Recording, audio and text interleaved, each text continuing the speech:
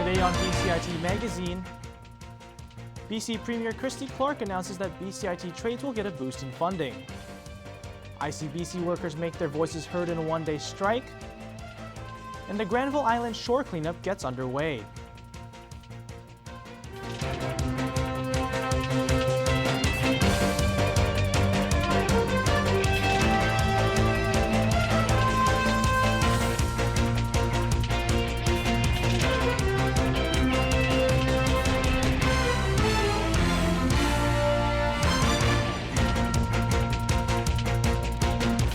Welcome to BCIT Magazine. I'm Matt Lowe. And I'm Lynn Johnson.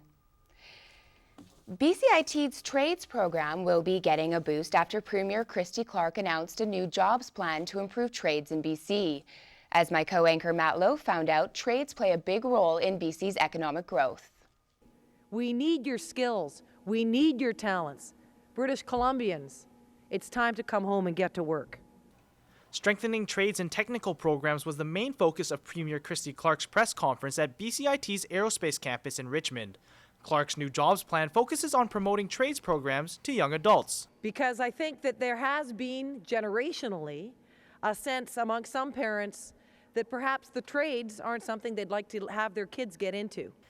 Main points of the plan include diverting more funds to improve post-secondary facilities and equipment and shortening certification times.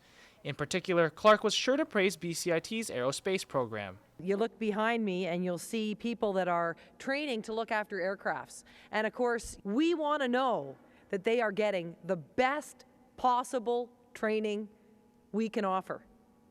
And that's what BCIT is doing right here.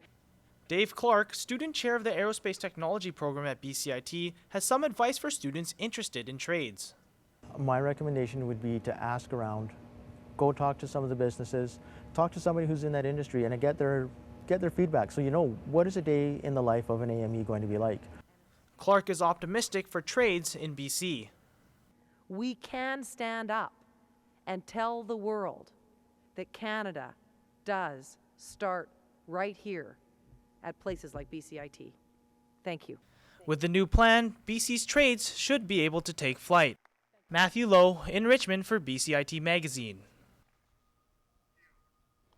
The Premier was also asked about her comments that the seat of government in Victoria is a sick culture. In an interview last spring, she also said there are no real people in Victoria. Clark would not apologize for her remarks. She also reiterated there would be no false sitting of the legislature. Commuters learned that the Evergreen Line project will proceed, but over 300,000 bus hours will not be added. TransLink blamed lower than expected revenue for these changes. Our reporter Angela Jung has the details. As ridership continues to increase in the Lower Mainland, users require more and more TransLink services. In fact, more than 232 million commuters relied on this transportation system last year. But TransLink openly laid out in their 3-year plan that they can't afford to meet each demand. We had hoped to be able to deliver more. We're just not going to be able to do that at this time till we find more funding sources. These are the key areas that put them in the red. Loss of real estate revenue, declining fuel tax revenue, loss of fare revenue, and other losses. In total, they are short $472 million. Bus services are seeing the biggest cut. They need over 300,000 more hours of service in order to catch up to the growing number of commuters. But much is also affected. Further cuts include reduced Highway 1 rapid bus service, no B-line to White Rock Centre, no Lonsdale Quay upgrade, no additional C-bus service, and reduced funding for major road network and cycling upgrades. You will see less service on some of the routes. There's no question of that.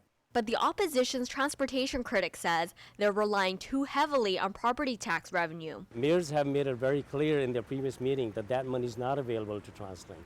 So if that money is not available, you could actually see a drastic cuts in services. Since TransLink is short $472 million, some of their proposed improvement projects will not take place. And this has some commuters worried about their already crowded services.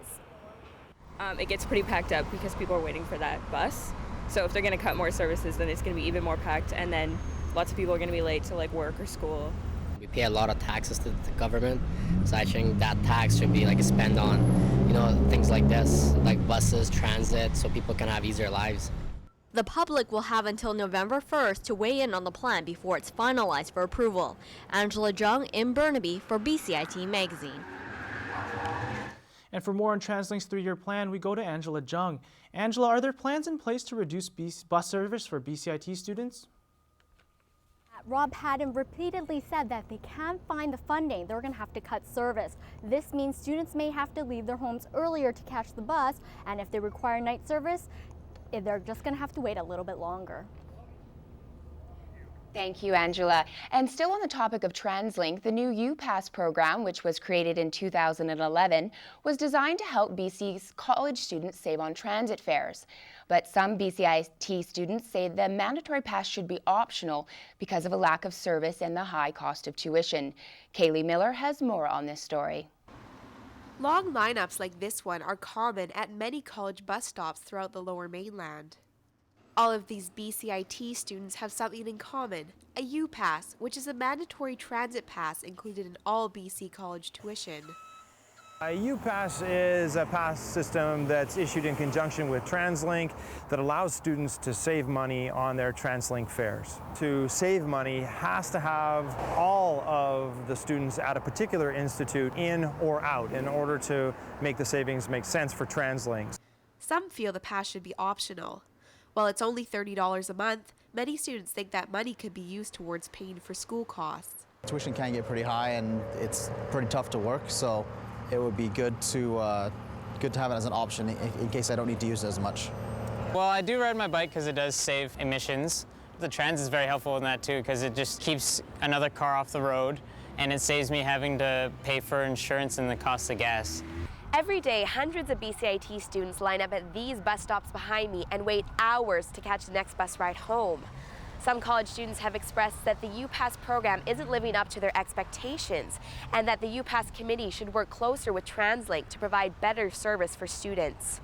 In past, BCIT Student Association has held a referendum, so really it's the students who end up deciding whether or not BCIT is in the UPass or BCIT is outside of the UPass. For now, the UPass committee is currently in negotiations with TransLink for a new UPass contract in 2013. Kaylee Miller in Burnaby for BCIT Magazine. After the break, Christine Zapasaki will join us to talk about BCIT's upcoming Farmers and Artisans Market. And also just ahead, the NHL lockout has Vancouver businesses seeing red. And NDP leader Adrian Dix answers the tough questions.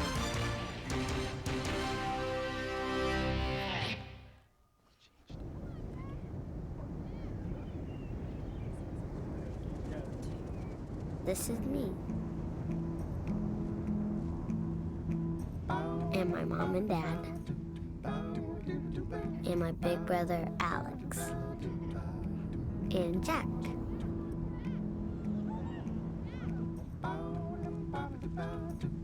This is the day I learned that sandals got their name from sand.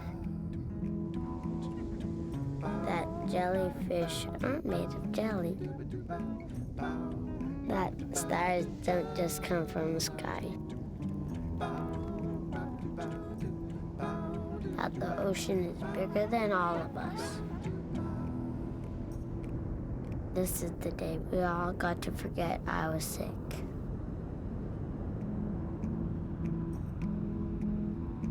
This was my wish.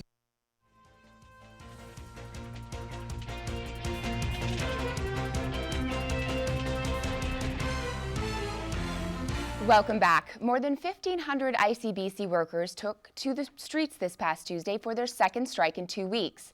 Now, without a labor contract for 2 years, workers are upset they haven't received a pay raise in 2 years to offset inflation. My co-anchor Matt Lowe has the details. If you were looking to get your car serviced today at ICBC, well, you'd be flat out of luck. Workers held a one-day strike today in protest for higher wages. These are just some of the 1,500 unionized workers who walked off the job today. The strike comes just 2 weeks after nearly 27,000 workers took part in a much bigger protest. Worker frustration stems from not having a collective agreement with ICBC in place for the past 2 years. As union spokesperson David Black explains, workers have been getting the short end of the stick. We've seen management at ICBC take exorbitant wage increases, and in fact government's taken $1.2 billion out of ICBC last several years, and it's not right for them to say that there's nothing left for the people who are doing the work at ICBC. Black and the union argue the wage increase is needed to keep up with inflation. ICBC tabled an offer back in August, but it was unacceptable to the workers. We're not asking for the moon. We're asking for a fair and reasonable settlement. ICBC has the money. We should be able to get this done quite quickly. The union hopes drivers can benefit from negotiations as well. We also think quite strongly that with government taking so much money out of ICBC, instead of doing that, the drivers actually deserve to share in the success, and we should see lower insurance rates in British Columbia for all drivers. With bargaining dates set in the near future, the workers have high hopes that their demands will be met. Matt Lowe in Burnaby for BCIT Magazine.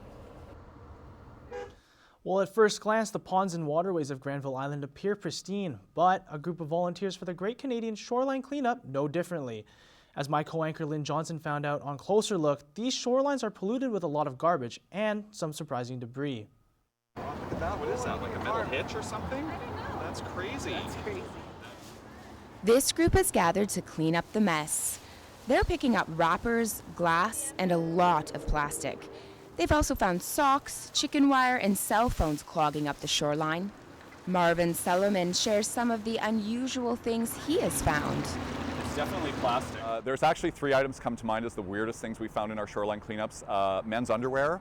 Last year's cleanup, we actually found a fully decorated Christmas tree and a pair of false teeth. The cleanup is now a national initiative and relies on many corporations who free up their staff to participate. Ronan Barrett explains why his company takes part. For the hotels themselves, they really like to do it because it's a great team building activity. It gets the staff out on a beautiful day like today. There's a lot of fun involved. They have a great time interacting with each other outside of the work environment. But the volunteers also have very personal reasons to be here. I'm an avid nature lover. Birds are one of my passions. I've raised birds for many years. I'm passionate about water birds in particular. So that was always something I was really passionate about, was to keep their environment clean and healthy and try and protect these species as well. These pollutants cause serious damage. They release toxic chemicals into the water, can entangle or choke wildlife, and cause serious public safety concerns. The most common items found are cigarette butts and food wrappers. Last year across the province, volunteers removed almost 5,000 bags of garbage and recycling from BC's shorelines. But those bags can't be filled without volunteers picking up this harmful and sometimes unusual garbage, one piece at a time. Lynn Johnson in Vancouver for BCIT Magazine. Is Adrian Dix up to the same tricks? That question is on the minds of some business professionals after the NDP leader addressed a crowd at a Vancouver Board of Trade meeting. Some of the business community believe an NDP government would be detrimental to business. As Kaylee Miller reports, Dix had his work cut out for him as he faced some of his toughest critics. And I'm hopeful that by February or March next year, they'll run out of double entendres and things to rhyme with my last name. It was a full house to see opposition leader Adrian Dix speak about BC's economic future in the eyes of the NDP. What kind of government, as we try and present ourselves as an alternative government in the next election, do we want to be? I think we want to be a government that focuses on the fundamentals, focuses on the key things that government does to support the society and support the economy. So you hear it in there. Dix didn't shy away from telling the audience that if the NDP were elected next May, they would raise corporate taxes and reinstate a minimum tax on banks. It's not easy to say that we're going to raise taxes, but I would make one point. Since we showed leadership on that question, the Minister of Finance has said he's going to raise corporate taxes by 1 point, from 10 to 11%. While he received a partial standing ovation, some audience members weren't jumping to their feet. Just hours before the meeting, the Coalition of BC Businesses released a poll saying that out of 600 small businesses, 68% believed an NDP government would create challenges for future business. In light of the release that we did this morning through the Coalition of BC Businesses, where 3/4 of small businesses are concerned about their ability to hire people and invest under an NDP government, I don't think you really answered those questions today to give those small businesses comfort with an NDP platform. Dix is leading in the polls to become BC's next premier, but he may have to win over some tough votes in the business community to reign supreme in the upcoming election. Kaylee Miller in Vancouver for BCIT Magazine. We have Kaylee Miller live on location with us.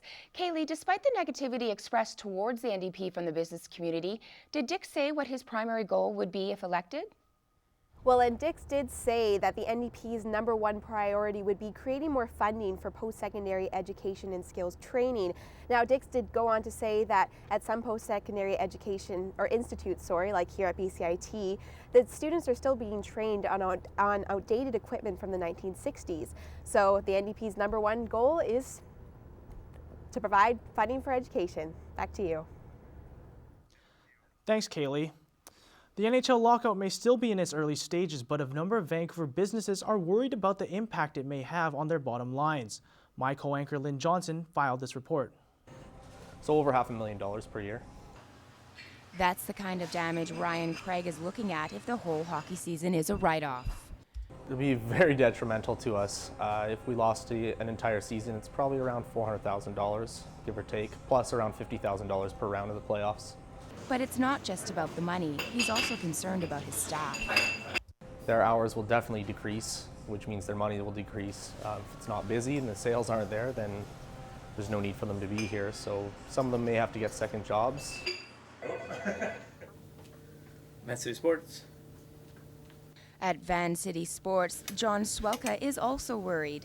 He says his store will also take big losses. We're predicting to be down probably around 60% in sales of NHL merchandise. If the lockout drags on, he says he will have to make big changes to his inventory. For the NHL, we'll probably won't stock as much as we normally do, and we may switch some of the buying power to NFL merchandise. According to the Vancouver Downtown Business Improvement Association, businesses in Vancouver could lose over $40 million if the season is a write-off. Lynn Johnson in Vancouver, BCIT Magazine. Joining us now is Christine Zapisaki, who's very excited to talk about the Farmers and Artisans Market happening here at BCIT on September 23rd. Christine, thanks for coming in. Thanks for inviting me, Matt. So could you tell us a little bit about what we'll be seeing at the farmers market? Well, people coming to our market can expect to see two things. First, they can expect to see the dynamic and unique characteristics of BCIT's campus community. And secondly, some of the best local food producers in BC. Some of those products are going to be organic heirloom vegetables, nitrate-free sausages, fresh fish from our local oceans, as well as baked goods and gourmet products. Great. And what's been the general feedback from people who've been in the past? Our feedback has been excellent. In fact, starting in May, people begin to contact the Human Resources Department to find out what are the new vendors this year, what are the dates, some of our employees even participate as vendors in the market. Okay.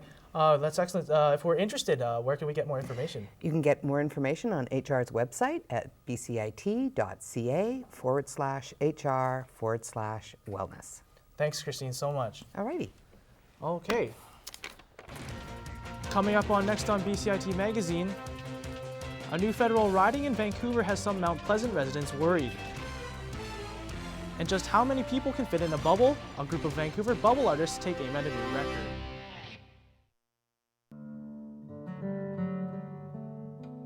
They say if you want a wish to come true, never tell anyone. But there is one wish that can make the difference between life and death.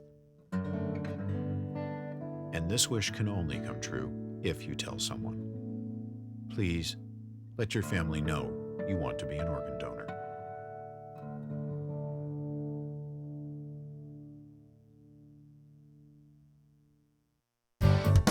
Standby graphics, ready, camera one. If you want to experience the fast-paced world of news, today on BCIT Magazine, striking. Make magic on a movie set. Frame. And action. or bring your creative ideas to life. BCIT's hands-on training will get you started. BCIT Television and Video Production. Your possibilities start here. The Vancouver Energizer Night Race is back. On October 13th, grab your Energizer Night Light and head on over to Stanley Park and take part in this unique night race. Registrations are online at runningroom.com/Energizer Night Race. Denman Cinemas is hosting the Vancouver Retro Film Fest from September 23rd to September 30th. Come see classic films like The Godfather, Back to the Future, and Ghostbusters. Tickets are available online at vancouverretrofilmfest.eventbrite.ca. BCIT students, are you still looking for part-time work? Metropolis at Metrotown will be hosting their annual job fair on September 29th from 10 a.m. to 6 p.m. in their Grand and Atrium courts. 30 retailers will be looking to fill hundreds of jobs for the upcoming holiday season. Registration is now open for the annual TED Talks conference in Vancouver. This year's theme, titled Confluence, examines the merging of nature, humans, and technology. Reserve your seat at tedxvancouver.com. Moving to a new country can be a real challenge, and many young immigrants depend on one program in particular to teach them basic English and Canadian culture. That program is now facing closure over funding. Nigel Haynes went to get the reaction. And helped me a lot to form the friend, how looking for a job. Zaid is one of many students of the Newcomer Youth Connection program, an initiative that was started 3 years ago to help new immigrant youth in Burnaby fit in with Canadian society. Up till now, it's had funding provided by the BC Ministry of Children and Families. Thanks to new budget cuts, though, the program is set to close at the end of October. This program actually is to empower the immigrant youth, and we've seen recently the increase of the number of the youth coming to the program because of how they felt outside the community. They feel here they're more welcome or more, one of the youth said, I come here to my second family. I think it is not fair for a newcomer because I take my chance and another people come but don't take this beautiful experience. With the Youth Connection program shutting down, students like Zaid will have to look elsewhere for help with integrating into Canadian society. But organizers say that they won't be offered the same opportunities. Nigel Haynes in Burnaby for BCIT Magazine. Across Canada, people have been asking for more representation in national politics. Because of this, the Conservative government is adding more MPs across the country this year. This is generating some anger in the riding of Vancouver East. Nigel Haynes went to find out why.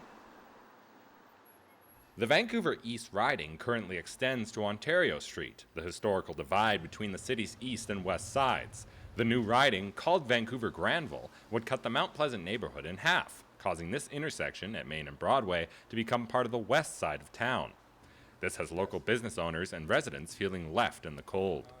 As a business owner, I service the neighborhood community, and people are coming in, and it's one of those issues that we're talking about. And so listening to people and educating them as to what's going on, they're saying that, why is my representation changing? Why am I being grouped in with another neighborhood, a whole different community, when the issues that are here are specifically to Vancouver East and not part of Vancouver South or Vancouver Granville? The proposed Vancouver Granville boundary would start at Arbutus and reach all the way to the west side of Kingsway above 12th Avenue and the west side of Main Street above 7th Avenue. I always find that with bureaucracy, the more red tape that you have, the worse things happen, and also the longer they take to happen. So I would just prefer to have one person that makes the decision and makes things happen quickly, because that's what we need in this city, things to happen quickly so that we can overcome the economic environment. The plan is still in its early stages, but so far public involvement has been minimal. Residents of Mount Pleasant will have a chance to speak their minds, though, at a public hearing on September 24th at SFU's Pacific Center. Nigel Haynes in Vancouver for BCIT Magazine. Soap, baking soda, and glycerin mixed with water. This is a recipe for a world record success. 181 people were encapsulated inside a gigantic bubble at Science World this week. Our reporter Angela Jung witnessed this once-in-a-lifetime event. This isn't your average soap bubble. The Yang family has mastered bubbleology and have now made it into the Guinness Book of World Records 18 times. They've perfected the largest bubble, the most bubbles inside a bubble, and this week they tried to make history by fitting 181 people inside a bubble. 1, 2, 3, go!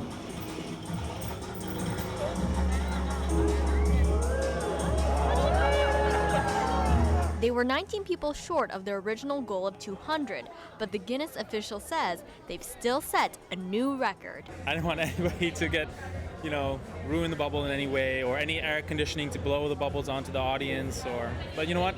Everything worked really well. Yang knows the art of bubble magic is not an easy one to hone. I started when I was 4 years old. Little child doing bubbles with my sister as well. Bubbles are actually very delicate, and you actually have to be able to handle them very slowly, gently to enhance its effects. Many people were thrilled to participate and be a part of this record. Some even skipped school. Told my teachers, then signed out at the office. Participants may not be able to take back a souvenir, but being a part of a world record still packs quite the pop. Angela Jung in Vancouver for BCIT Magazine. If you have any questions or comments regarding this program, please visit us online at bcitbroadcastnews.ca or bcit-broadcast.com. I'm Matt Lowe. And I'm Lynn Johnson, and that's today's BCIT Magazine. Thanks for watching. We leave you with a look at more of the bubble fun from Science World.